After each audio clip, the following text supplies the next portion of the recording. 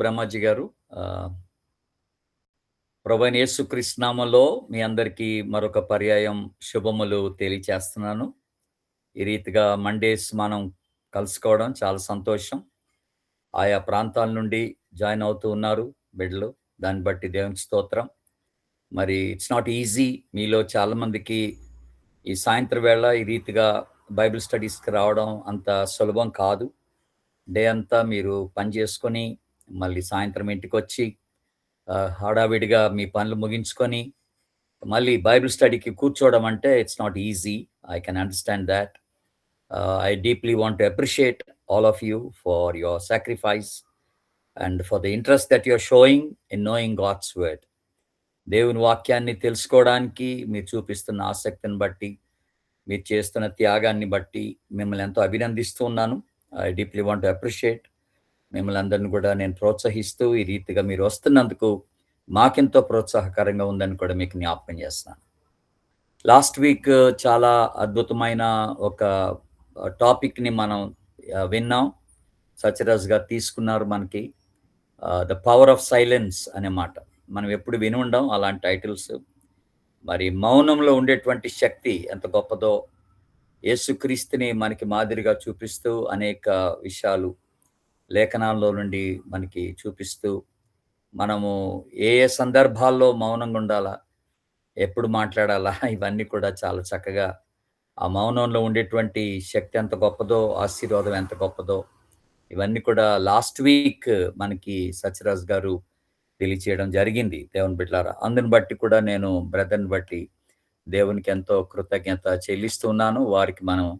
వారు మనకి ఆ టైంలో అనేక సందర్భాల్లో మనకు అందుబాటులో ఉంటూ మనకి వారు సహాయపడుతున్న విధానాన్ని బట్టి నేను వారికి నా కృతజ్ఞత నేను తెలియజేస్తూ ఉన్నాను.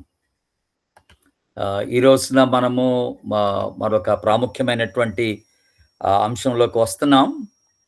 యాక్చువల్గా మనము యుగాల గురించినటువంటి ప్రస్తావన చేసుకుంటూ వస్తున్నాం కొన్ని వారాలుగా, కొన్ని నెలలుగా. బైబిల్ అంతా కూడాను 7 యుగాలుగా విభజింపబడిందని మీకు జ్ఞాపకం చేశాను. ఆ 7 యుగాల్లో భాగంగా మనం ఈ రోజున దాదాపుగా చివరికి వస్తున్నాం. స్టార్టింగ్లో మనము అజ్ఞాన కాలం, ఇన్నోసెంట్ ఏజ్ అనే మాట మనం జ్ఞాపకం చేసుకున్నాం. మనసాక్షి యుగం, మానవ పరిపాలనా యుగం, వాగ్దాన యుగం, ధర్మశాస్త్ర యుగం, ఆ తర్వాత కృపాయుగం లేకపోతే సంఘయుగం, ఈ 2 విషయాలు కూడా మాట్లాడుకున్నాం. ఆ తదుపరి మనము సంఘం ఎత్తబడుట అనే దాని గురించి కూడా జ్ఞాపకం చేసుకున్నాం. ర్యాప్చర్ అని అన్నాం దాన్ని. అది సెకండ్ కమింగ్ కాదు బేసిక్గా, కానీ ప్రభు మధ్యాకాశానికి రావడం, సంఘాన్ని తీసుకొని పోవడం, ఇది మీకు జ్ఞాపకం చేసిన విషయం. ఆ తదుపరి రాకడ గురించి కూడా చెప్పాను మీకు. యాక్చువల్గా రెండో రాకడ ఎలాగుంటుంది, ఎప్పుడు వస్తుంది, ప్రభు ఎక్కడ దిగుతాడు, ఏం చేస్తాడు, ఇవన్నీ విషయాలు కూడా మనం మాట్లాడుకున్నాం పోయినసారి నేను మీకు స్టడీ తీసుకున్నప్పుడు. మధ్యలో మరి సత్యరాజ్ గారిని మళ్ళీ మనం ఇన్వైట్ చేసుకున్నాం, నేను లేని కారణంగా. వారు చక్కగా మనకి వేరే టాపిక్ని డీల్ చేయడం జరిగింది. ఈ రోజున మనం చూసేది ఏంటంటే 7 ఏండ్ల పరిపాలన కూడా 7 ఏండ్ల శ్రమలు చూసాం మనం. యాక్చువల్గా ఆ 7 ఏండ్ల శ్రమల్లో ఏమేమి జరుగుతుంది అనేది కూడా డీటెయిల్డ్గా జ్ఞాపకం చేసుకున్నాం. ఆ 7 ఏండ్ల శ్రమల తర్వాత జరిగేదే రాకడన్నాం. ఆ రాకడ వచ్చిన తర్వాత మనకి యాక్చువల్గా 1000 ఏండ్ల పరిపాలన అనమాట. 7 ఏండ్ల శ్రమల తర్వాత 1000 ఏండ్ల పరిపాలన అనేది మనం చూస్తున్నాం. అంటే ప్రభు తన యొక్క పరిశుద్ధులతో, వేవేల కొలది దూతలతో ఆయన వచ్చినప్పుడు అక్కడ మళ్ళీ భూమి మీద మనకి 1000 ఏండ్లు పరిపాలిస్తాడు అనేటువంటి మాట మనం జ్ఞాపకం చేసుకుంటున్నాం. ఆ తదుపరి ధవళ సింహాసనపు తీర్పు అనేది, ఆ తదుపరి మనము నూతన ఆకాశం, నూతన భూమి, ఇవన్నీ కూడా మనకి ఆ తదుపరి మనకి జ్ఞాపకం చేయబడుతున్నటువంటి విషయాలు. అయితే సంఘము ఎత్తబడుట మొదలుకొని జరిగేటువంటి కొన్ని సంఘటనలు కూడా నేను మీకు జస్ట్ అవుట్లైన్స్ ఇచ్చాను. సంఘం ఎత్తబడుతుంది, ఆ తర్వాత 7 ఏండ్లు శ్రమలు ఉంటాయి, క్రీస్తు విరోధస్తాడు, గోగు మాగోగు యుద్ధం జరుగుతుంది, రెండో రాకడ, పరిశుద్ధులతో వస్తాడు, ఆ తర్వాత అర్మగెద్దోన్ యుద్ధం, అది క్రీస్తు విరోధిపై దాడి, వాని యొక్క నాశనం, జనములకు తీర్పు, తాను బంధింపబడటం, 1000 ఏళ్ల పరిపాలన, చివరి యుద్ధం. ఆ తర్వాత కొంతవరకు సాతాను కొంతకాలం విడిపించబడతాడు మళ్ళీ. ఆ తర్వాత అగ్నిగుండంలో వేయబడతాడు. ఆ తర్వాత అవిశ్వాసులందరూ చివరి తీర్పునకు లేస్తారు. ఆ తర్వాత నిత్యత్వం, మనకి నూతన ఆకాశం, నూతన భూమి. ఇవన్నీ కూడా నేను మీకు ఇంతకు ముందు జ్ఞాపకం చేసిన విషయాలే. కాకపోతే జస్ట్ ఒట్టిగా మీకు బ్రష్ చేస్తున్నాను. మనం ఏమేమి జ్ఞాపకం చేసుకున్నాం అన్న సంగతి. ఈ పిక్చర్ కొంచెం ఇంగ్లీష్‌లో ఉంది గానీ మీరు చూడగలిగితే it is a whole picture అన్నమాట. మన స్టడీ అంతా మనం ఇక్కడ సంఘయుగం మొదలుకొని, ఆ తర్వాత నూతన ఆకాశం, నూతన భూమి వరకు కూడాను జరిగే సంఘటనలు జస్ట్ ఒక పిక్చరైజేషన్. ప్రీ మిల్లేనియం అంటే 1000 ఏళ్ల పరిపాలనకు ముందు జరిగిన సంఘటనలు ఇవన్నీ కూడా. ఆ తర్వాత మిల్లేనియం అనంటే 1000 ఏండ్ల కాలంలో జరుగుతున్నటువంటి సంఘటనలు. అది మనం చూస్తాం. ఈ రోజున మనం 1000 ఏండ్ల పరిపాలన అదే మనం చూడబోతున్నాం.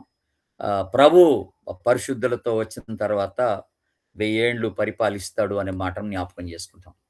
మనం 1000 ఏండ్లు అని అన్నప్పుడు యాక్చువల్‌గా అది 1000 ఏండ్లా, ఎన్ని సంవత్సరాలు అనేది వి హావ్ నో క్లూ. దానికి అసలు మనం చెప్పలేం. ఇంత అని చెప్పలేం. ఎందుకంటే పేతురు రెండో పత్రికలో చెప్పినట్టుగా మూడవ అధ్యాయం 8వ వచనంలో చెప్పినట్టుగా ఆయన దృష్టికి ఒక దినము 1000 సంవత్సరంతో సమానం అన్నాడు. అలాగే 1000 సంవత్సరములు ఒక దినముతో సమానం అన్నాడు. కనుక 1000 ఏండ్లు అనేది ఒట్టిగా అట్లా ఫిగర్‌గా చెప్పబడింది కానీ, అది నిజంగా ఎన్ని సంవత్సరాల పీరియడ్ అయి ఉంటదనేది వి హావ్ నో క్లూ. మనం చెప్పలేం. నిజంగా చెప్పలేం. ఆ తర్వాత సృష్టిలో కూడా ఆయన 6 దినములు సృష్టి చేసెను, 7వ దినమున విశ్రాంతి తీసుకొనెననంటే 6 దినాలంటే ఎగ్జాక్ట్‌గా 6 దినాలా? We have no clue. అది మనకు తెలీదు. ఒక్కొక్క దినం మరి 1000 ఏళ్లతో సమానం అన్నాడు గనక మనకి అసలు యాక్చువల్‌గా క్లూ లేదు. ఎన్ని దినాలు యాక్చువల్‌గా సృష్టి యావత్తు జరిగిందనడానికి క్లూ లేదు దేవుని బిడ్డలారా. కనుక ఎప్పటినుంచో ఎన్నో సంవత్సరాల యొక్క మరి హిస్టరీని, చరిత్రని మనకు చూపిస్తూ వస్తున్నారు బైబిల్‌లో. కనుక మనకెంత అవసరమో అంతవరకే బైబిల్‌లో వివరించబడిందనే సంగతి మీకు తెలియచేస్తున్నాను. కనుక మీరేమి దాని విషయంలో బుర్ర బాదుకొని మీరేం కంగారు పడాల్సిన అవసరం లేదు గానీ, మనకి ఎంత అవసరం అనేది దేవుడు అంతవరకే మనకు బయలుపరుస్తూ వస్తున్నాడు. అదే మనం నమ్మాలి. బయలుపరచబడింది మనది. రహస్యాలు దేవునికి చెందినవి అన్నాడు. వెరీ ఈజీగా బైబిల్‌లో మాట చెప్పబడింది. ఏదైతే మనకి బయలుపరచబడలేదో అది దేవునికి సంబంధించింది. దాని విషయంలో మనం లేనిపోని ఆలోచనలు పెట్టుకొని 10 మందిని అడిగి ఏదో ఒక కంక్లూషన్‌కి వచ్చేయడం మంచిది కాదు. దేవుడు బయలుపరచనిది మనకు అక్కర్లేదు అనుకోవాలంతే. దేవుడు బయలుపరిచినది అది మనకి సంబంధించిందని మనం తెలుసుకోవాలి. బైబిల్ స్టడీలో ఎప్పుడు కూడా ఇది గుర్తుపెట్టుకోవాల్సినటువంటి మాట దేవుని బిడ్డలారా. తెలియచేయబడని దాని గురించి ఎక్కువగా లేనిపోని అన్ని తవ్వుకొని అబద్ధపు ఆలోచనలన్నీ కలిగి ఉండటం మంచిది కాదనే మాట మనం. ఎవరైనా ఒకరు బైబిల్ తీయండి దయచేసి. ప్రకటన గ్రంథం 20 అధ్యాయం. ఒక 3 వచనాలు మాత్రం చదవండి. మొదటి 3 వచనాలు మాత్రమే. ప్రకటన గ్రంథం 20 అధ్యాయం మొదటి 3 వచనాలు మాత్రమే. మరియు 1000 ఏండ్లను చేత పట్టుకొని అగాధం యొక్క తాళపు చెవులు గల యొక్క దేవదూత పరలోకము నుండి దిగివచ్చుట చూచి తిని. అతడు ఆది సర్పమును అనగా అపవాదియు సాతానును అను ఆ ఘట సర్పమును పట్టుకొని 1000 సంవత్సరములు వానిని బంధించి అగాధంలో పడవేసి ఆ 1000 సంవత్సరములు గడిచి వరకు ఇక జనములను మోసపరచుకున్నట్లు అగాధమును మూసి దానికి ముద్ర వేసెను. అటు పిమ్మట వాడు కొంచెము కాలము విడిచి పెట్టబడవలెను. చాలండి. Thank you sister. ఇక్కడ చాలా బ్యూటిఫుల్‌గా మనం ప్రకటన గ్రంథం 20 అధ్యాయానికి వచ్చే లోపల ఆల్మోస్ట్ మనం ఇప్పుడు క్లోజింగ్‌కి వస్తున్నాం అనమాట. ఎందుకంటే దాదాపుగా మనకి తెలిసినట్టుగా 6వ అధ్యాయం నుండి 18వ అధ్యాయం వరకు కూడాను మనకి ఈ 7 ఏండ్ల శ్రమలు వివరించబడ్డాయి ప్రకటన గ్రంథంలో. డీటెయిల్డ్‌గా వివరించబడ్డాయి. వాటి సంగతి మనం చూసాం. ఇక 19వ అధ్యాయంకి వచ్చే లోపల ఆయన పరిశుద్ధులతో దిగి రావడం అనేది మనం చూస్తున్నాం. అది రెండవ రాకడ. బేసిక్‌గా రెండవ రాకడ అది. ఆ రాకడ గురించి అనేక విషయాలు లాస్ట్ టైం నేను మీకు జ్ఞాపకం చేయడం జరిగింది. ఇప్పుడు 20వ అధ్యాయంకి వచ్చే లోపల ప్రకటన గ్రంథంలో ఇక్కడ ఒక కార్యం జరుగుతోంది. ఫస్ట్ ఆఫ్ ఆల్ ప్రభు చేసిన పని ఏంటనంటే 2వ వచనంలో సాతానికి ఇవ్వబడినటువంటి పేర్లన్నీ ఇక్కడ రాశాడు.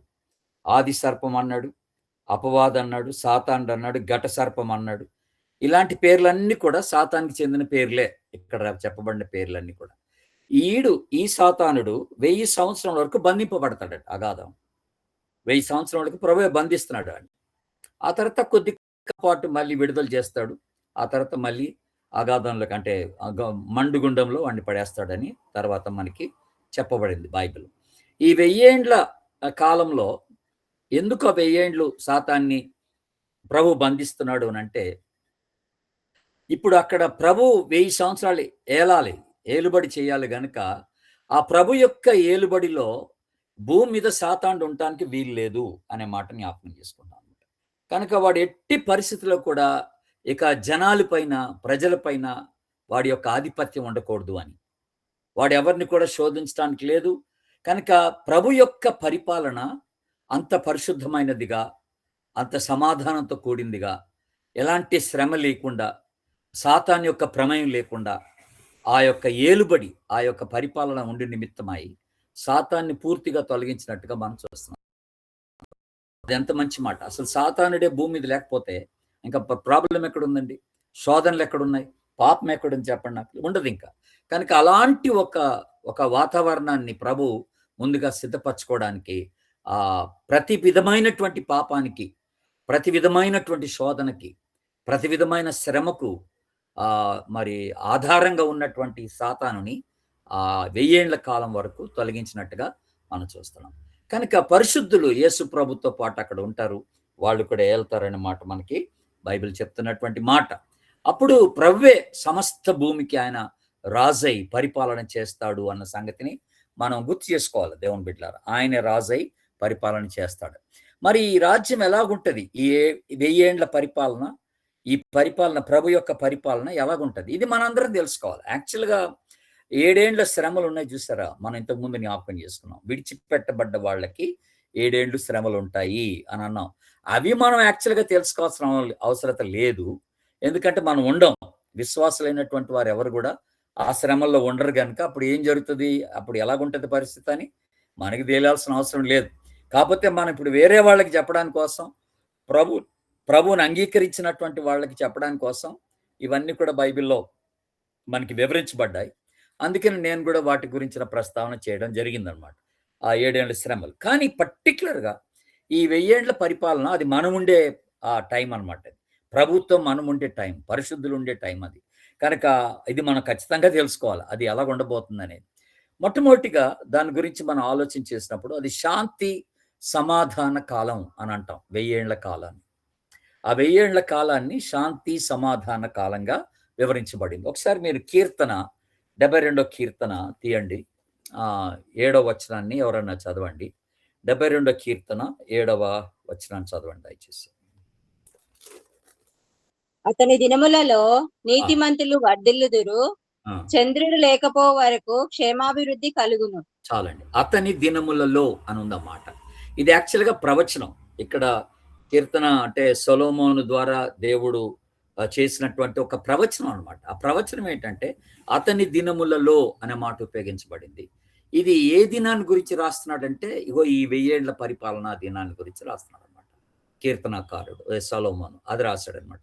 అప్పుడు ఎలాగుంటది పరిస్థితి అతని దినములలో అని అంటే, నీతిమంతులు వర్ధిల్లుతారు అని ఉందన్నమాట.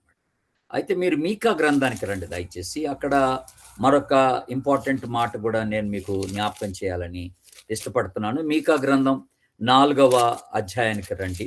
4వ అధ్యాయము 2-3 వచనాలు ఒకసారి చూద్దాం దయచేసి. మీకా గ్రంథం 4వ అధ్యాయం 765, పేజ్ నెంబర్ 765, 4వ అధ్యాయం 2-3 వచనాలు.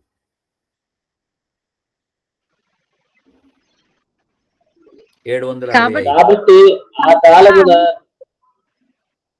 అన్యజనులు అనేకులు వచ్చి సియోనులో నుండి ధర్మశాస్త్రమును, యెరూషలేములో నుండి యెహోవా వాక్కును బయలువెళ్ళును. యాకోబు దేవుని మందిరమునకు, యెహోవా పర్వతమునకు మనము వెళ్ళుదుము రండి. ఆయన తన మార్గముల విషయమే మనకు బోధించును.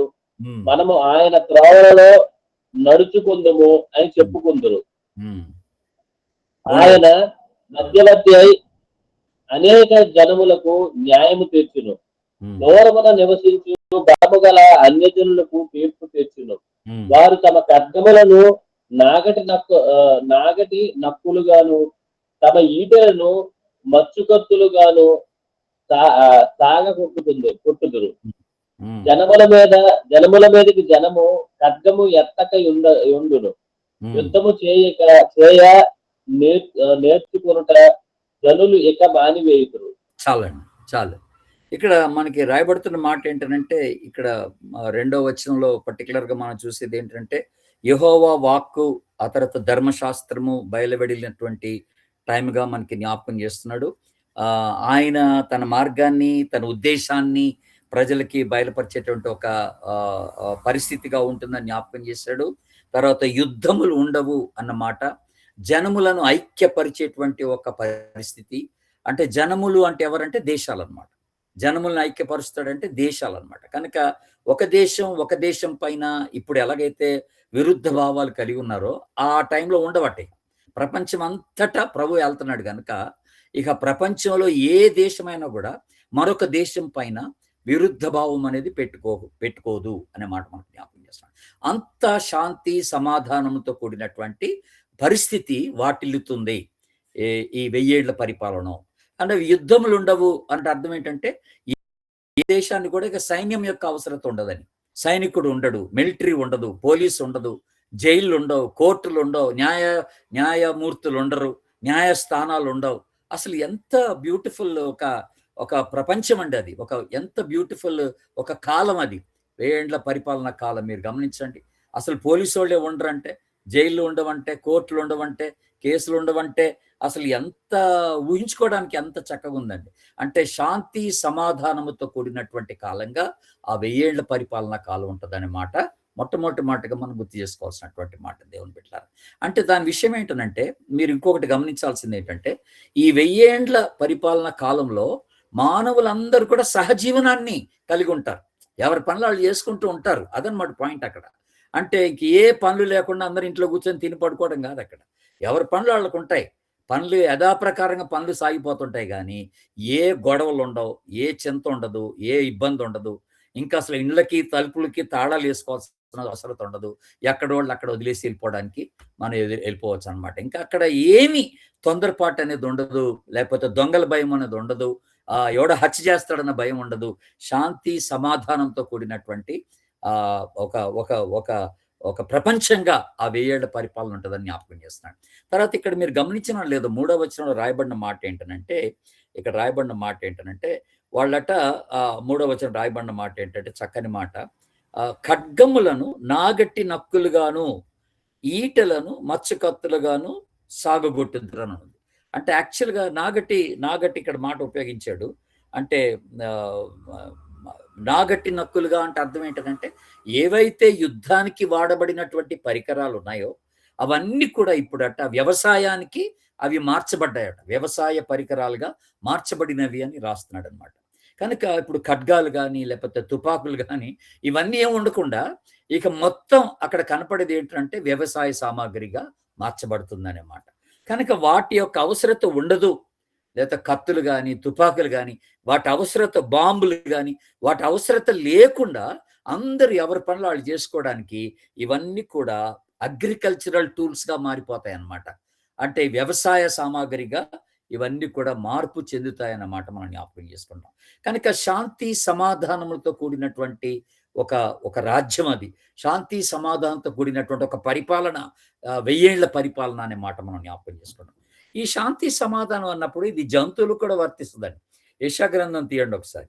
యెషయా గ్రంథం 11వ అధ్యాయానికి రండి దయచేసి. 11వ అధ్యాయం యెషయా గ్రంథం 6 నుండి 9 వరకు ఉన్న భాగాన్ని ఒకసారి చూద్దాం.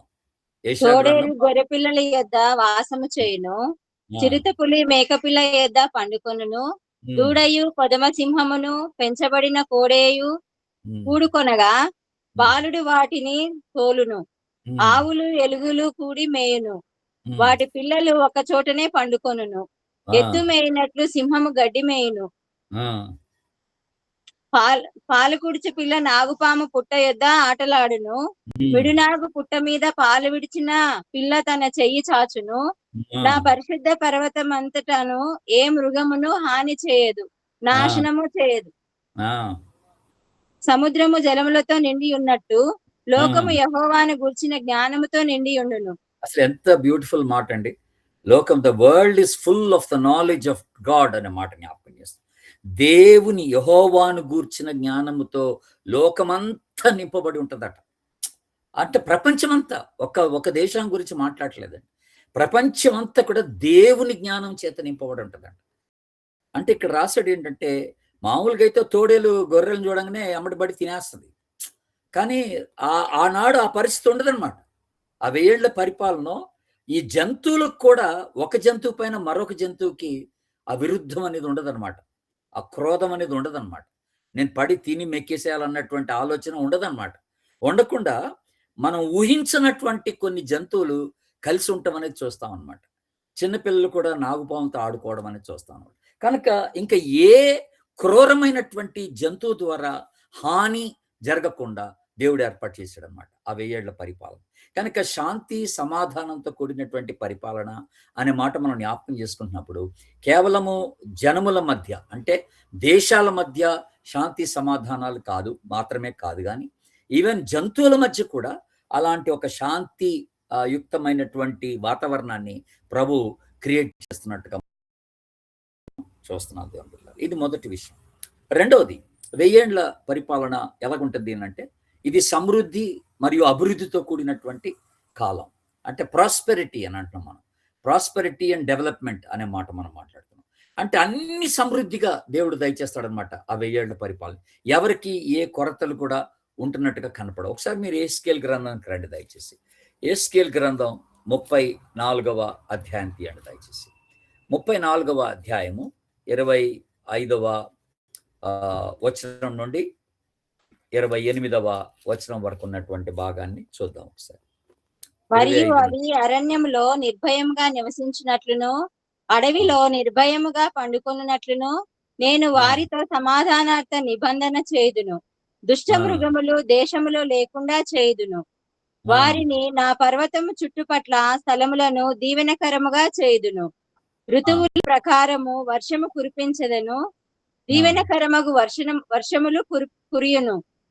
చూసారండి ఇక్కడ. అంటే ప్రభు మాట్లాడుతున్న మాట ఏమిటనంటే, నేను సమాధాన నిబంధన చేస్తాను అని అన్నాడు ప్రభు. ఆ 1000 ఏళ్ల పరిపాలనలో దేవుని యొక్క సమాధాన నిబంధన అంటూ దీవెనకరంగా ఆ చుట్టుపక్కల ప్రాంతాలన్నీ కూడా దేవుడు దీవెనకరంగా మారుస్తానని ఇక్కడ సెలవిస్తున్నాడు. వర్షములు సమృద్ధిగా పండుతాయి, ప్రతి వృక్షం ఫలమిస్తుంది అన్నాడు, ప్రతి భూమి పంటనిస్తుంది అన్నాడు, దేశములో నిర్భయంగా ప్రజలు జీవిస్తారు అన్నాడు. కనుక ఇక చూడండి అసలు ఎంత చక్కని వివరణ 28వ వచనం కూడా మనకు అక్కడ వివరణ దయచేశాడు అనమాట. కనుక ఇది ఏంటి మనం మాట్లాడుతున్న విషయం ఏంటంటే అభివృద్ధితో కూడినటువంటి కాలంగా దేవుడు జ్ఞాపకం చేస్తున్నాడు. అదే విషయాన్ని ఇక్కడ నేను మీకు రాశాను. భూమి తన పంటనిస్తుంది, దేశంలో నిర్భయంగా ఉంటారు, మరి వాడి కాడిని విరిచేస్తాను, నేను దాసులను చేసుకున్న వాడిని విడిపిస్తాను. కనుక ఒకప్పుడు దాసులుగా ఉండేవారు ఇప్పుడు దాసులుగా ఉండరట. కనుక భయంతో ఉండేవారికి ఇంకా భయం ఉండదట. వర్షాలు సమృద్ధిగా ఉంటాయట, పంట సమృద్ధిగా పండుద్ది అనమాట. కనుక ఏ రకమైనటువంటి వాళ్ళకి అంటే కొరత లేకుండా సమృద్ధిని దేవుడు ఇస్తానంటున్నాడు. జకర్యా గ్రంథం ఒట్టిగా రాసుకోండి, మీరు ఈ వచనం అంతా రాసుకోవాల్సిన పని లేదు, ఒట్టిగా రెఫరెన్స్ మాత్రం రాసుకోండి. జకర్యా గ్రంథం 8వ అధ్యాయం 12వ వచనం. సమాధాన సూచకమైన ద్రాక్ష చెట్లు ఫలమిచ్చును, భూమి పండును, ఆకాశం నుండి మంచు కురియును, ఈ జనులలో శేషించిన వారికి వీటినన్నిటినీ నేను స్వాస్థ్యముగా ఇత్తును, ఇదే సైన్యములకు అధిపతి యెహోవా. కనుక సమృద్ధికి సూచన ఏమిటనంటే ఇగో అన్ని పంటలు పండడం అనమాట, అన్ని చెట్లు ఫలించడం అనమాట. అట్లాగే ఇదేంటి జకర్యా యొక్క ప్రవచనం, ఇది ఎప్పుడు జరగబోయే ప్రవచనం అంటే 1000 ఏళ్ల కాలంలో జరగబోయేటువంటి ప్రవచనాన్ని గురించి ఈ ప్రవక్తలు ప్రవచించారనమాట. అలాగే ఆమోస్ గ్రంథం రాబో దినములలో అని అన్నాడు. ఆ దినములు, ఏ దినముల గురించి మాట్లాడుతున్నాడు ఆమోస్ అంటే 1000 ఏళ్ల పరిపాలన గురించి మాట్లాడుతున్నాడు అనమాట. ఆ 1000 ఏళ్ల సంవత్సరంలో ప్రభు యొక్క ఏలుబడిని గురించి మాట్లాడుతున్నమాట. కనుక కోయవారు దున్నువారు వెంట వస్తారు, విత్తనము చల్లువారు వెంటనే ద్రాక్ష పండు తొక్కువారు వస్తారు. అంటే వెంటనే వాళ్లకు ఫలితాలు అనేవి కనపడతాయి అన్నట్టుగా దేవుడు మాట్లాడుతున్నాడు. కనుక కొండలన్నీ కూడా రసదారులగును అని అంటే చాలా, అంటే నీరు బాగా విచ్చలవిడిగా ప్రవహిస్తుంది అనే మాట దేవుడు జ్ఞాపకం చేసుకుంటూ వస్తున్నాడు. జస్ట్ మీరు రెఫరెన్స్ ఒక్కటే రాసుకోండి, వచనమంతా రాసుకోవాల్సిన పని లేదు. ఆ తర్వాత మనకి జకర్యా గ్రంథం 14వ అధ్యాయంలో సమృద్ధిని, అభివృద్ధిని గురించినటువంటి మాట మనం మాట్లాడుతున్నప్పుడు 6-8 వరకు, ఆ దినంలో ప్రకాశమానమగు జ్యోతులు ఉండవు, శీతోష్ణ స్థితులు ఉండవు అని అంటే ఏంటి? హైలీ హీటెడ్ కండిషన్స్ ఉండవు అనమాట. ఇప్పుడు ప్రపంచంలో కొన్ని, ఇంకా ఆఫ్రికా అటు ఇటు కొన్ని ప్రాంతాలకు వెళ్ళిపోతే మనము అత్యధికమైనటువంటి ఉష్ణోగ్రత మనం చూస్తాం దేవుని. ఇప్పటికే మనం ఇక్కడ మన ఆంధ్ర, తెలంగాణ ప్రాంతాల్లో మనకి 46, 48 వచ్చే లోపల చచ్చిపోతున్నాం వేడికి. అలాంటి పరిస్థితి ఏ దేశంలో కూడా ఇక లేకుండా ప్రభు చేస్తాడనమాట. అభివృద్ధి లేకపోతే సమృద్ధి అనేటువంటి మాటను మనం జ్ఞాపకం చేసుకుంటున్నాం. కనుక యెహోవాకు మాత్రమే అది పగలు కాదు, రాత్రి కాదు, అస్తమయ కాలమందు వెలుగును కలుగునాను. అంటే ఈవెన్ చీకటి లేకుండా ప్రభు చేస్తున్నాడు అనమాట. అస్తమయమున వెలుగు కలగడం ఏంటి అసలు? అంటే ప్రొద్దుగుంకిన వేళ వెలుగు బాగా ఉండడం ఏంటి? అంటే ఎవరికి అంధకార విషయంలో భయపడాల్సినటువంటి అవసరం లేదన్నట్టుగానే ఉన్నదనమాట. కనుక జీవజలములు యెరూషలేము నుండి ప్రవహింపచేస్తానంటున్నాడు దేవుడు. మరి వాటిలో సగము తూర్పు సముద్రమునకు, సగం పడమర సముద్రం పారనన్నాడు. వేసవ కాలమందు, శీతాకాలమందు ఆ ప్రకారమే జరుగునన్నాడు. కనుక నేను ఇందాక మీకు ఒక మాట చెప్పాను. అంటే ప్రజలు సహజీవనాన్ని కలిగి ఉంటారు, 1000 ఏళ్ల పరిపాలన, ఋతువులు అలాగనే ఉంటాయి. కాకపోతే పరిస్థితి చాలా భిన్నంగా కనపడుతుంది అనమాట. అంటే వాళ్ళు ఎవ్వరు కూడా ఈ సంవత్సరం మాకు వర్షాలు లేవు, ఈ సంవత్సరం మాకు పంట బండి లేదు, ఈ సంవత్సరం మేము అనుకున్నంత రాబడి లేదు అన్నటువంటి మాటలు మనము ఎవరి నోటి నుంచి వినం అనమాట. అవి అంత సమృద్ధికరమైనటువంటి స్థితిని దేవుడు ఇవ్వడానికి ఇష్టపడుతున్నటువంటి సంవత్సరాలు అనమాట, 1000 సంవత్సరాలు. అలాగే నేను వారి దేశంలో నాటుదును, వారికి ఇచ్చిన దేశం నుండి ఎన్నడూ వారు పెళ్ళగింపబడరు అనేటువంటి దేవుడు సెలవిస్తున్నటువంటి మాట. తన ప్రజలు పరిశుద్ధుల్ని అంటేసుకుని వస్తున్నాడు దేవుడు. ఆ 1000 ఏళ్ల పరిపాలన కొరకు మనందరం ఎత్తబడతాం, మళ్ళీ ఆయనతో పాటు తిరిగి వస్తాం అనమాట. ఇది సంగతి. పరిశుద్ధులు ఎత్తబడతారు, ప్రభుతో పాటు తిరిగి వస్తారు. వాళ్ళు ఇక్కడ ప్రభుతో కలిసి 1000 ఏళ్ళు పరిపాలనలో పాల్గొంటారనే మాట మనకి జ్ఞాపకం చేయబడుతున్నటువంటి మాట. తర్వాత యెహెజ్కేలు గ్రంథంలో కూడా ఈ అభివృద్ధిని, సమృద్ధిని గురించినటువంటి ప్రస్తావన యెహెజ్కేలు కూడా చేశాడు. ప్రవక్త అయిన యెహెజ్కేలు కూడా, నది తీరమున ఇరుప్రక్కల ఆహారం ఇచ్చు సకల జాతి వృక్షములు పెరుగును. ఎవడు పెంచాల్సిన పని లేదట, ఎవడు పెంచాల్సిన పని లేదు. నువ్వు ఎక్కడికి వెళ్తే, ఏ దారిలోకి వెళ్తే అక్కడ మరి వృక్ష ఫలాలు ఎన్నో, ఆ వృక్షాలను ఇచ్చే అంటే ఫలాలను ఇచ్చేటువంటి వృక్షాలు ఎన్నో చక్కని మనకి అక్కడ కనపడతాయన్నమాట. ఆకులు వాడిపోవు అంటున్నాడు, కాయలు ఎప్పటికీ రాలిపోవు అంటున్నాడు. నీళ్లు పారుతానే ఉంటుంది పరిశుద్ధ స్థలం నుండి, అన్ని దేశాలకి నీళ్లు పారుతానే ఉంటాయి అన్నమాట. కనుక కొత్త కొత్త కాపు కాస్తా ఉంటుందని మాట్లాడుతున్నాడు దేవుడు. వాళ్ళ పండ్లు ఆహారంగాను, ఆకులు ఔషధంగాను ఉంటాయి అన్నాడు. అసలు అక్కడ ఔషధంగా ఉండాల్సిన పని కూడా లేదు, ఎందుకంటే జబ్బులు ఎక్కడ ఉన్నాయి. కనుక ఎవరికైనా ఏదైనా నీరసం వచ్చినా కూడా ఆకులు తినేస్తే అవి ఆ నీరసం పోద్దనమాట. కనుక డాక్టర్లు ఉండరు, హాస్పిటల్స్ ఉండవు. మీరు గుర్తుపెట్టుకోండి, 1000 ఏళ్ల పరిపాలన అట్లాంటి పరిస్థితి లేకుండా దేవుడు చేస్తున్నాడు. నేను ఇందాక స్టార్టింగ్లో కూడా ఒక మాట అన్నాను. ఏటా మాట? శాంతి సమాధానంతో కూడినటువంటి ఆ రాజ్య పరిస్థితి అని అన్నాను. అది 1000 ఏళ్ల పరిపాలన, ఆయన రాజ్యం అలాగుంటుంది అన్నాను. అలాంటి టైంలో కోర్టులు ఉండవు, న్యాయమూర్తులు ఉండరు, పోలీస్ స్టేషన్స్ ఉండవు, ఇప్పుడు మనం చూసిన హాస్పిటల్స్ ఉండవు. ఇవన్నీ కూడా ఉండవు అనే మాట మనకి జ్ఞాపకం చేసుకోండి. మూడో పరిస్థితి ఏంటినంటే, ఇది పవిత్రతతో కూడినటువంటి కాలం, 1000 ఏళ్ల పరిపాలన కాలం. అంటే పరిశుద్ధమైనటువంటి కాలంగా మనకి వివరించబడింది. ఒకసారి మీరు యెషయా గ్రంథం 11వ అధ్యాయం మళ్ళొకసారి 9వ వచనాన్ని మీరు ఒకసారి గమనించండి. 9వ ఇందాక చూసాం మనం. అయితే అక్కడ ఒక మాట ఉంది, నా పరిశుద్ధ పర్వతం అంతటను ఏ మృగము హాని చేయదు, నాశనం చేయదు, సముద్రము జలముతో నిండి ఉన్నట్టు లోకము యెహోవాను గూర్చిన జ్ఞానముతో నిండియుండును అనే మాట. యెహోవాను గూర్చిన జ్ఞానం అంటే ఏంటి? అది పరిశుద్ధమైన జ్ఞానం, అది పరిశుద్ధమైనటువంటి తలంపు. అంటే యెహోవాను గూర్చిన ఆలోచన ఉంటదన్నమాట ప్రజల్లో. దేశమన్నంతటా యెహోవాను గూర్చినటువంటి ఆలోచనే కలిగి ఉంటుంది అంటే అర్థం ఏంటి? అది పరిశుద్ధమైన ఆలోచన, అది పవిత్రమైన ఆలోచన, అది నీతియుక్తమైన ఆలోచన, అది ఎంతో తగ్గింపుతో కూడినటువంటి ఆలోచన. అది మనం గమనిస్తాం దేవుని బిడ్డలారా. చూడండి, అక్కడ మళ్ళీ జకర్యా గ్రంథం 13వ అధ్యాయంలో 2వ వచనంలో కూడా అదే మాట రాయబడింది. ఆ దినమున విగ్రహముల పేర్లు ఇకను జ్ఞాపకంకు రాకుండా దేశంలో నుండి వాటిని కొట్టివేతును, మరియు ప్రవక్తలను అపవిత్రాత్మను దేశంలో లేకుండా చేతును. ప్రవక్తలను అని అంటే ఆ 2వ వచనంలో ప్రవక్తలను ఉంది. ఏ ప్రవక్తలు? అబద్ధ ప్రవక్తలు అనమాట, లేకపోతే బయలు ప్రవక్తలు అనమాట. ఇట్లాంటి వాళ్ళు ఉండరు, ఇక అక్కడ ఉండకుండా చేస్తాను, విగ్రహాలే లేకుండా చేస్తా అన్నాడు. కనుక మీరు గమనించండి, ఎక్కడ విగ్రహం ఉంటే అక్కడ అపవిత్రత ఉన్నట్టే, ఎక్కడ విగ్రహం ఉంటే అక్కడ దురాత్మ ఉన్నట్టు లెక్క అనమాట బైబిల్ ప్రకారం. కనుక ప్రతి విగ్రహం వెనుక ఒక దురాత్మ ఉంటుంది అనమాట, అది గుర్తుపెట్టుకోవాలి. కనుక ఇప్పుడు ఏమంటున్నాడు, ఇప్పుడు ఇది ఎలాంటి కాలం అంట, ఈ 1000 ఏళ్ల పరిపాలన కాలం అంటే అబ్సల్యూట్గా 100% ప్రభు ఏలుబడి చేసేటువంటి కాలం. కనుక ప్రభు పరిశుద్ధుడు కనుక ఆయన ఏలుబడిలో అపవిత్రమైనది ఏది ఉండటానికి లేదనమాట అక్కడ, అంతే. అపవిత్రమైనటువంటి ఆలోచనలు ఉండటానికి లేదు. అందుకనే యెహోవా యొక్క జ్ఞానము చేత లోకము నింపబడి ఉంటుంది అని అన్నాడు అనమాట.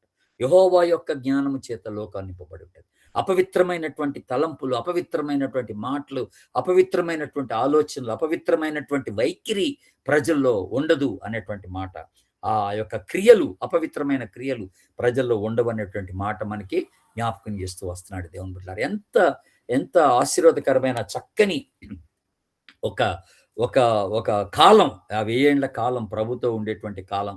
మనం అది అసలు ఎప్పటికీ అలా ఉండిపోతే ఎంత బాగుంటుందో అనిపిస్తున్నాడు మనకి. కనుక ఇప్పుడైతే మనం చూస్తున్నటువంటి పరిస్థితులు అలా లేవు కదా.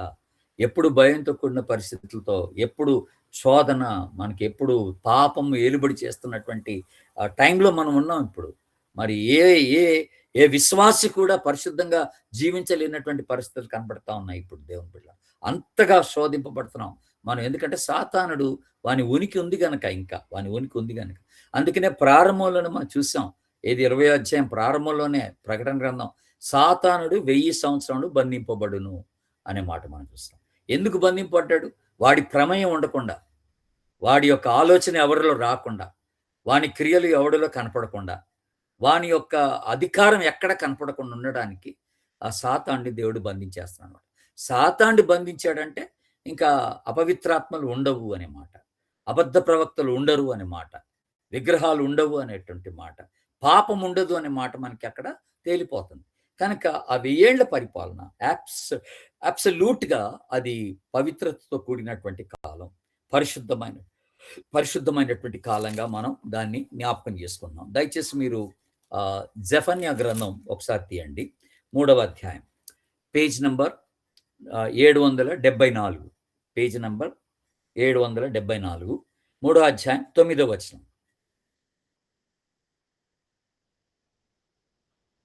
774 జెఫన్యా గ్రంథం 3:9. అన్మ్యూట్ చేసుకొని చదవండి.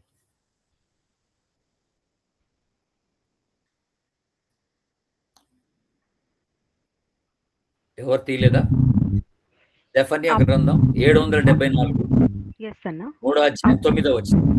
అప్పుడు జనులందరూ యెహోవా నామమును బట్టి ఏక మనస్కులై ఆయనను సేవించినట్లు నేను వారికి పవిత్రమైన పెదవులను ఇచ్చేదను.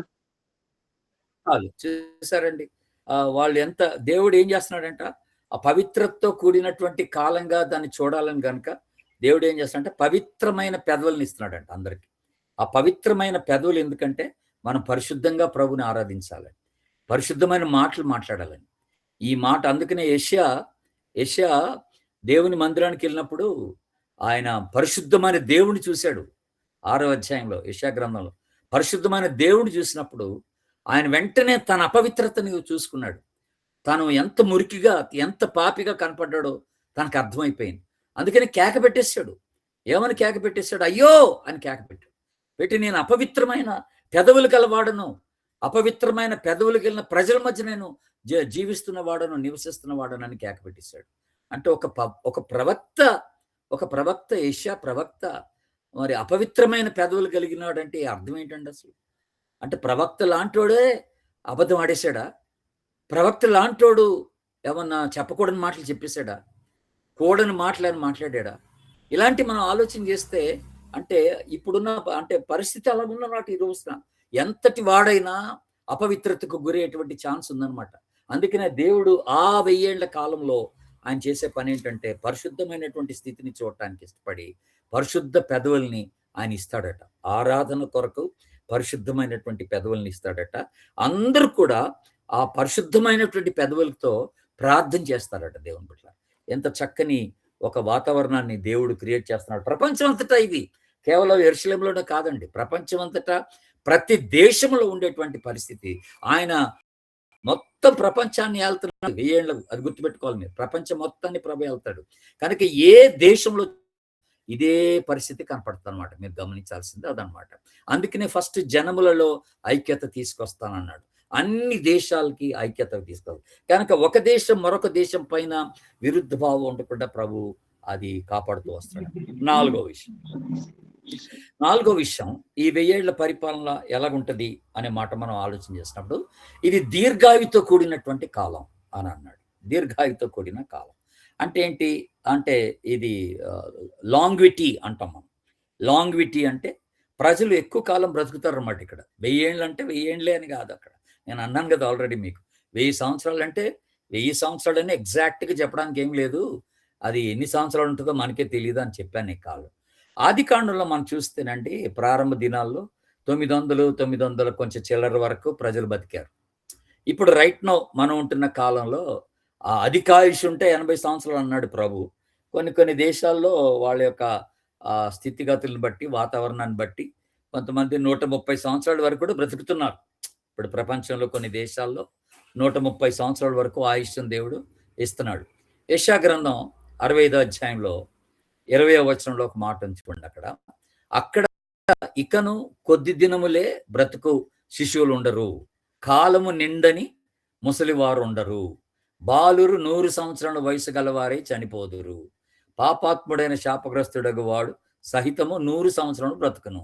అసలు ఏంటండి అంటే ఒకప్పుడు పాపిగా ఉన్నటువంటి వాడు ఆ 1000 సంవత్సరాల కాలంకి వచ్చేస్తే ఆడు ఎప్పటికీ అలా 100 సంవత్సరాల వరకు ఉండిపోతాడు. చిన్న పిల్లలే వాళ్ళకి 100 సంవత్సరాల ఆయుష్ ఉంటుందట దేవుని బిడ్డలారా. చిన్న పిల్లలకి అంటే 100 సంవత్సరాలు వచ్చినా వాళ్ళు పిల్లల్లా ఉంటారన్నమాట. వాళ్ళు అది మనం తెలుసుకోవాల్సిన మాట అన్నమాట. ఇంకా ముసలి వాళ్ళు ఉండరు అనే మాట జ్ఞాపకం చేస్తున్నాడు. కాలము నిండని ముసలి వాళ్ళు ఉండరని. మరి అసలు ఎంతకాలం నియమించి పెట్టాడో ఆ దినాన, ఒక్కొక్కరికి ఎంతకాలం నియమించబడుతుంది అనేది మనకు తెలియదు. కనుక దీర్ఘాయుతో కూడినటువంటి కాలంగా అది చెప్పబడింది. మీరు యెషయా గ్రంథం 35వ అధ్యాయంకి రండి దయచేసి. యెషయా గ్రంథం 35వ అధ్యాయం 5 నుండి 10 వరకు ఉన్నటువంటి భాగాన్ని చూద్దాం ఒకసారి. 5 నుండి 10 వరకు ఉన్న భాగం 35వ అధ్యాయం. గుడ్డివారి కన్నులు తెరవబడును, చెవిటివారి చెవులు వినబడును, గుడ్డివాడు దుప్పివలే గంతులు వేయును, మూగవాని నాలుక పాడును, అరణ్యంలో నీళ్లు ఊగును, అడవిలో కాలువలు పారును, ఎండమావులు మడుగులగును, ఎండిన భూమిలో నీటి బుగ్గలు పుట్టును, నక్కలు పండుకునిన వాటి ఉనికి పట్టులో జమ్మును, తుంగగడ్డియు మేతయు పుట్టును, అక్కడ దారిగా చాలు అక్కడ ఆపే. ఇక్కడ చూడండి మీరు మాట, ఇక్కడ మనకి రాయబడిన మాట స్టార్టింగ్ లో మాట ఏంటంటే, గుడ్డివారు కన్నులు తెరబడును, చెవిటివారు చెవులు ఇప్పబడును, కుంటివారు దుప్పల గంతులు వేస్తారు, మూగవారి నాలుక పాడును అని మాట్లాడుతున్నాడు. అంటే దీని అర్థం ఏంటి అంటే అవిటోడు ఉండడు అనమాట. అవిటివాడు ఉండడు అనే మాట జ్ఞాపకం చేస్తున్నాడు అనమాట. అంటే అంగవైకల్యం కలిగిన వారు ఉండరు అనేటువంటి మాట జ్ఞాపకం చేస్తున్నాడు అనమాట. కనుక అక్కడ అందరూ ఆరోగ్యంతో కూడినటువంటి పరిస్థితి ఏర్పడుతుంది అనమాట. కనుక పరిపూర్ణమైనటువంటి ఆరోగ్యానికి సూచన ఏంటంటే దీర్ఘకాలం బ్రతకడం అనమాట. పరిపూర్ణమైనటువంటి ఆరోగ్యానికి సూచన ఏంటంటే వాళ్ళు దీర్ఘకాలం బ్రతుకుతారు అనేటువంటి మాట మనకి జ్ఞాపకం చేస్తున్నటువంటి మాట దేవుని బట్టి. అది ఆనాడు ఉండేటువంటి ఒక పరిస్థితి. దీర్ఘాయువు అనే మాట మీకు జ్ఞాపకం చేస్తూ వస్తాను. దీర్ఘాయువు అనేటువంటి మాట మీకు గుర్తు చేశాను. ఇదే ఇప్పుడు మనం చదువుకున్నటువంటి భాగం ఇదే అనమాట. ఆ మార్గం నడుస్తారు. చూడండి ఎలాగుంది, యెహోవా చేత విమోచింపబడిన వారు ఆనందంతో పాటలు పాడుతూ సీయోనుకు వస్తారు. నిత్యమైన సంతోషం వారి తలల మీద ఉంటది. వారు ఆనందో ఉల్లాసములు పొందెదరు, దుఃఖమును నిట్టూర్పును పారిపోవును అని మాట. కనుక సంతోషమే సగం బలం అన్నట్టుగా, సంతోషమే ఆరోగ్యం అన్నట్టుగా, సంతోషమే దీర్ఘాయువు అన్నట్టుగా ప్రజలందరూ కూడా సంతోషంగా ఆ కాలం అంతా గడిపేస్తారనే మాట మనకి ఇక్కడ జ్ఞాపకం చేస్తున్నటువంటి మాట. తర్వాత లాస్ట్ది 5వది, ఇది ఏటి ఈ కాలం ఎలాగుంటుంది 1000 ఏళ్ల పరిపాలనా కాలం అంటే ఇది స్తుతితో కూడినటువంటి కాలం. స్తుతితో కూడినటువంటి కాలం. యెషయా గ్రంథం ఒకసారి చూడండి 9వ అధ్యాయం. యెషయా గ్రంథం 9వ అధ్యాయం 3వ వచనాన్ని చూద్దాం. యెషయా గ్రంథం 9వ అధ్యాయం 3వ వచనం. నీవు జనమును విస్తరింపజేయుచున్నావు, వారి సంతోషమును వృద్ధిపరచుచున్నావు. కోతకాలమున మనుషులు సంతోషించినట్లు, దోపుడు సొమ్ము పంచుకొని వారు సంతోషించినట్లు, వారు నీ సన్నిధిని సంతోషించుచున్నారు. చూసారండి, ఇదంతా ప్రవచనమే. ఇది ఎప్పటి ప్రవచనం అంటే ఈ 1000 ఏళ్ల పరిపాలనలో జరగబోతున్నటువంటి దాని యొక్క ప్రవచనం అన్నమాట. ఇదంతా అది ఇవ్వబడినటువంటి ప్రవచనం. అది జనమును విస్తరింప చేస్తున్నావు, సంతోషమును వృద్ధిపరచుచున్నావు అని అన్నాడు. మనుషులు సంతోషించినట్లు చేస్తున్నావు అని అన్నాడు. చూసారండి, కనుక అంత వాళ్ళు ప్రభుని సంతోషిస్తూ స్తుతించేటువంటి కాలం. 14వ అధ్యాయం 7వ వచనంలో భూలోకమంతయు నిమ్మళించి విశ్రమించుచున్నది, జనములు పాడసాగుదురు, నీవు పండుకున్నప్పుడు నరుకువాడెవడను మా మీదకి రారేళ్ళని నిన్ను గూర్చి ఇవన్నీ చెప్పబడింది. చూసారండి, అంటే జనులు పాట పాడటం మొదలేస్తున్నారు అన్నాడు. పాడుట మరియు ఆనందం. ఇదంటే ఏంటి అంటే స్తుతి. అంటే స్తుతి ఎప్పుడంటే మనం సంతోషంగా ఉన్నప్పుడు స్తుతి చెల్లిస్తాం ప్రభుకి. మనం ఆరోగ్యకరంగా, ఉత్సాహకరంగా, ఉల్లాసకరంగా ఉన్నప్పుడు దేవునికి స్తుతి చెల్లిస్తాం అన్నమాట. కనుక ఈ 1000 ఏళ్ల పరిపాలన ప్రభువు యొక్క పరిపాలన కనుక ఇప్పుడు మనకి చెప్పబడిన మాటలు ఏంటంటే ఇక్కడ ఇది సమాధానంతో కూడింది, సంతోషంతో కూడింది, పరిశుద్ధతో కూడింది, ఆరోగ్యంతో కూడింది, భద్రతతో ఉండి పరిపాలన. ఇది ఇప్పుడు క్రీస్తుని కలిగిన వారికి కూడా అలాంటి ఆశీర్వాదకరమైన జీవితమే ఉంటుంది అన్నమాట. మన అంటే ఇప్పుడు నేను మాట్లాడిన మాట ఏంటి, లాస్ట్ మాట ఏంటండి, ఇప్పుడు కూడా అంటే 1000 ఏళ్ల పరిపాలనలో ఎలాంటి స్థితి మనము ప్రజలందరికీ ఉంటుందని చూస్తున్నామో, ఇప్పుడు కూడా యేసు క్రీస్తునందు ఈ ఆశీర్వాదాలు మనకున్నాయి, ఇప్పటికీ ఉన్నాయి. సమాధానం ఉంది ఇప్పటికీ. ప్రతి కుటుంబంలో ప్రభువుని కలిగిన కుటుంబాల్లో సమాధానం ఉంటుంది. ప్రభువుని ఎరగని కుటుంబాల్లో నెమ్మది ఉండదు, గొడవలే, మనస్మర్థంలే, ఇవన్నీ ఉంటాయన్నమాట. కనుక ప్రతి కుటుంబంలో ఒకవేళ ఇద్దరు ప్రభుని అంగీకరించి ఒకడు ప్రభుని అంగీకరించకపోతే మనస్మర్థనలు వస్తాయి డెఫినెట్గా. కనుక కుటుంబం అంతా కూడా ప్రభులో ఉన్నదనుకోండి, ఆ వాతావరణమే వేరు. ఎందుకంటే ఇందాక మనం ఒక మాట చూసాం, లోకమంతా కూడా దేవుని యొక్క జ్ఞానముతో, యెహోవా యొక్క జ్ఞానముతో నిండి ఉండును అనే మాట మనం చూస్తాం. With the wisdom and knowledge of God the whole world will be filled with the knowledge of God అన్నాడు. అంటే యెహోవా జ్ఞానం చేత నింపబడి ఉండునంటే, యెహోవా ఇచ్చిన జ్ఞానం ఎలాంటిదంటే అది పరిపూర్ణమైనటువంటి సమాధానంతో కూడినటువంటి జ్ఞానం, అది ఎంతో వివేకంతో కూడినటువంటి జ్ఞానం అన్నమాట. కనుక అక్కడ మనస్మర్థనలు ఉండవు, అండర్స్టాండింగ్ ఎక్కువ ఉంటుంది అనమాట. ఒకరినొకరు అర్థం చేసుకోవటం అనేది ఎక్కువ ఉంటుంది అనమాట. కనుక ఇప్పుడు కూడా ప్రతి కుటుంబంలో ఈ పరిస్థితిని మనం చూడగలం అంటున్నాను నేను. ఏ కుటుంబంలో క్రీస్తు ఉంటే ఆ కుటుంబంలో పరిశుద్ధమైన ఆలోచనలు ఉంటాయి, ఆ కుటుంబంలో సంతోషం ఉంటుంది, ఆ కుటుంబంలో నెమ్మది ఉంటుంది, ఆ కుటుంబంలో భద్రత ఉంటుంది, ఆ కుటుంబంలో ఆనందం ఉంటుంది. దేవుని బిడ్డలారా, అసలు ఏంటిది పరిస్థితి అంటే, ఒకవేళ నువ్వు అనారోగ్యానికి గురైనా నువ్వు సంతోషిస్తావు, నువ్వు నెమ్మది కలిగి ఉంటావు, నీ కంగారేం ఉండదు, నువ్వు బాధపడవు. ప్రభుని బట్టి అనమాట, ప్రభుని బట్టి అనమాట. కనుక ఇది మనం గుర్తుపెట్టుకోవాల్సిన విషయం ఈ రోజున. ఎప్పుడో 1000 ఏళ్ల పరిపాలన జరుగుతుంది, ఇప్పుడు ఇంతే బాబు అనుకోవడానికి ఏం లేదు అక్కడ. ఇప్పుడు కూడా యేసు క్రీస్తుని బట్టి ఇవన్నీ కూడా మనం అనుభవించడానికి ఛాన్స్ ఉందని ప్రభు జ్ఞాపకం చేస్తున్నాడు. అది గుర్తుపెట్టుకోవాలి దేవుని బిడ్డలారా. కనుక ఒక కాలం వస్తుంది, మనం ఏదో మాట్లాడుకుంటున్నాం కానీ ఈ రోజున క్రైస్తవ వేతరులు కానీ లేకపోతే క్రైస్తవ వ్యతిరేక గుంపులు చాలా ఉన్నాయి. మనం మాట్లాడుకుంటున్నట్లయితే ఈ గుంపులన్నీ కూడా, అది విహెచ్పి అనండి, ఆర్ఎస్ అనండి, బీజేపీ అనండి, ఇంకేదన్నా అనండి, గుంపులు ఎన్నున్నా, క్రైస్తవ వ్యతిరేక గుంపులు ఎన్నున్నా దేవుని బిడ్డలారా, ఈ రోజున మనం గుర్తుపెట్టుకోవాల్సిన మాట ఏంటంటే, ఒక దినం వస్తుంది వాళ్ళందరూ కూడా ప్రభు దగ్గర వంగిపోవాల్సిందే, ఆయన నామాన్ని స్తుతించాల్సిందే, ప్రతి దేశం ఆయనకి లోబడాల్సిందే, ఆయన దగ్గర వంగిపోవాల్సిందే. ఎందుకట ఆ 1000 ఏళ్ల పరిపాలనలో మనం చూసే ఒక పరిస్థితి ఏంటంటే, దేశాలన్నిటినీ ఐక్యపరుస్తూ ప్రభువు ఏలుబడి చేస్తున్నాడనమాట మనం జ్ఞాపకం చేస్తున్నాడు. కనుక అట్లాగే ఒక దినం రాబోతుంది, అక్కడ ఆయన న్యాయపీఠం ఎదుట మనుషులందరూ నిలబడాల్సిందే, ప్రతి ఒక్కరిని నిలబడాల్సిందే. మనకి ప్రకటన గ్రంథంలో చెప్పినట్టుగా కొద్దివారు ఏంటి, అందరూ కూడా ఆ న్యాయపీఠం ఎదుటకు వచ్చి నిలబడతారు అనే మాట మనకి జ్ఞాపకం చేయబడుతున్నటువంటి మాట దేవుని. కనుక ఇది గుర్తుపెట్టుకోండి మీరు. అంటే మనం ఈ న్యాయపీఠము లేకపోతే ఈ తీర్పుని గురించి తర్వాత మనం చూస్తాము, మన స్టడీ పర్టికులర్గా దాని గురించే ఒక స్టడీ దేవుని చిత్తం అయితే మనం ఏర్పాటు చేసుకుందాం. క్రీస్తు న్యాయపీఠాన్ని గురించినటువంటి ఒక స్టడీ ఏర్పాటు చేసుకుందాం. వీలైతే నెక్స్ట్ వీక్ మనం ఏం చూస్తామంటే క్రీస్తు విరోధిని గురించి కొన్ని మాటలు మీకు జ్ఞాపకం చేయాలని నేను ఆలోచన చేస్తున్నాను. క్రీస్తు విరోధి ఎలాగ పనిచేస్తాడు? ఎందుకంటే 7 ఏండ్ల శ్రమల కాలంలో నేను అది మెన్షన్ చేయలేదు. కనుక శ్రమలు ఎలాగుంటాయనేది చెప్పుకుంటూ వచ్చాను. 7 ఏండ్ల కాలంలో శ్రమలు ఎలాగుంటాయని చెప్పుకుంటూ వచ్చాను.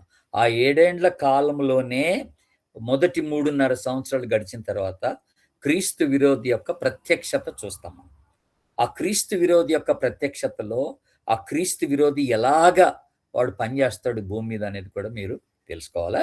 ఎందుకు తెలుసుకోవాలి మనం అనంటే, ఇప్పుడు కూడాను ఆ క్రీస్తు విరోధి యొక్క ఆత్మ అనేకుల్లో పనిచేస్తుంది అనమాట. ఇప్పుడు అనేకమైన అబద్ధ ప్రవక్తల్లో పనిచేస్తూ ఉంది క్రీస్తు విరోధి యొక్క ఆత్మ. రైట్ నౌ ఇప్పుడు కూడా మనం ఉంటున్న కాలంలో కూడా ఆ ఆత్మ పనిచేస్తూ ఉంది. కనుక డెఫినెట్గా ఆ క్రీస్తు విరోధి పరిస్థితి ఎలా ఇప్పుడు ఏం చేస్తాడు క్రీస్తు విరోధి మన మధ్య కూడా వాడు ఎలాగ పనిచేస్తాడు అనేది కూడా మీరు తెలుసుకుంటే మంచిదనే ఉద్దేశంతో నెక్స్ట్ వీక్ డెఫినెట్గా నేను ఆ క్రీస్తు విరోధిని గురించినటువంటి ప్రస్తావన తీసుకొని వస్తాను. కనుక బ్రీఫ్గా నేను మీకు 5 విషయాలు జ్ఞాపకం చేశాను. ఈ 5 విషయాలు జ్ఞాపకం చేసుకుంటూ వచ్చాను. సమాధానము, సంతోషము, అభివృద్ధి, పరిశుద్ధత, ఆరోగ్యము, ఇవన్నీ కూడా దీర్ఘాయువు, ఇవన్నీ కూడా ఈ 1000 ఏళ్ల పరిపాలన ఉండేటువంటి పరిస్థితులన్నీ మీకు జ్ఞాపకం చేశాను. Thank you so much. God bless you.